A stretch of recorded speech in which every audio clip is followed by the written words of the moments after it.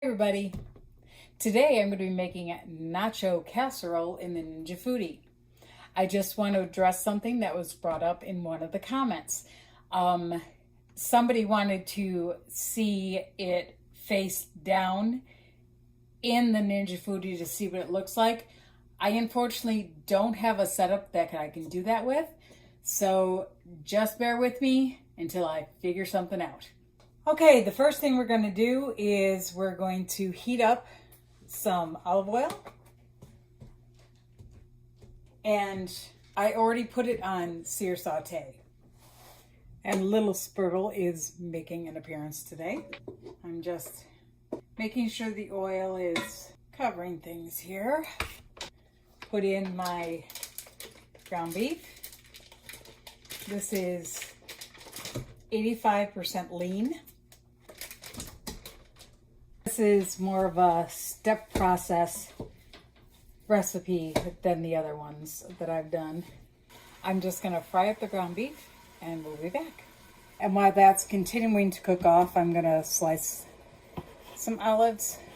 The hamburger is done. You can cook it till it's lightly pink or cooked all the way. That's up to you. However you like your burgers. Some people like draining off their hamburger in the sink, which isn't really the best idea for your pipes in your sink. Okay, so right now I'm going to pour the meat that I emptied out into here because we're going to be mixing everything together. You could also fry up some onions along with the ground beef. You'd have a different flavor, add more condiments in it, that's cool. Okay, now I'm gonna pour the 2 cans of diced tomatoes. If you only want one, that's fine. A can of cream of chicken soup. A soup can full of milk. The optional olives. A little bit of salsa. Depends how much you want in there because we put the diced tomatoes in. A packet of taco mix.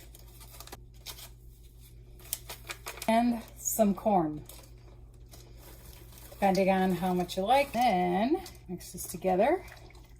How it looks before we put the sour cream in. And that's how it looks before the sour cream gets put in. Okay, I'm going to put in about a half of a tub of sour cream. This is like a pound, so I'll put in half of it. Now we zhuzh it all up. And you can taste this and see if it needs anything else. It needs a little bit of my Maggi seasoning. And that's how it looks, all mixed in together. Okay, now what I want to do is I want to preheat this. First thing I'm going to do is I'm going to wipe out the Ninja from any leftover fat that might be in there. Okay, first thing I'm going to do is I'm going to put a little layer of our mixture on the bottom. Okay, you take your nacho chips and you're going to crunch them. Not within an inch of their lives, just so they're broken up a bit. Before I put the nachos in, I'm going to do bake roast. And I'm going to preheat it to 375 for 7 minutes. And while that's doing that, I need a nacho. Now they're just done preheating.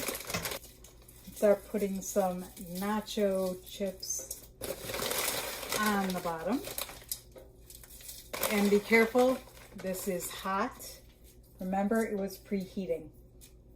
Then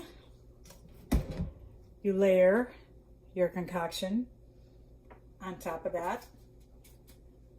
And after that, you put in a layer of shredded cheese of your choice.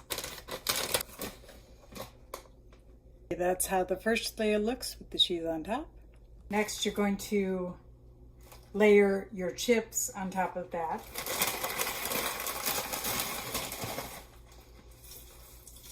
And that's what it looks like with chips on top. Another layer of your concoction. Then an added layer of cheese.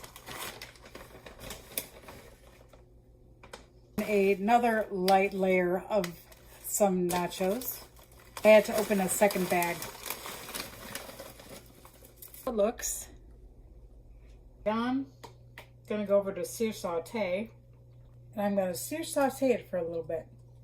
Okay, now that it's sear sauteing and I see little bubbles coming up to the top, now on top of that, I'm gonna do a layer of s'more cheese. Okay, that's how it looks. I'm going to put the top back on. Bake roast, and I'm only gonna do it for, let's just say 3 minutes at 325. Because I just want to get the ooey gooey cheesiness of it. All right, so it's done. Let's take a look. And that is how it looks.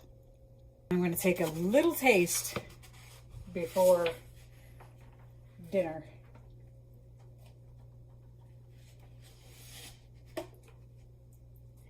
Okay, and that's how it looks. Now we're going to taste it.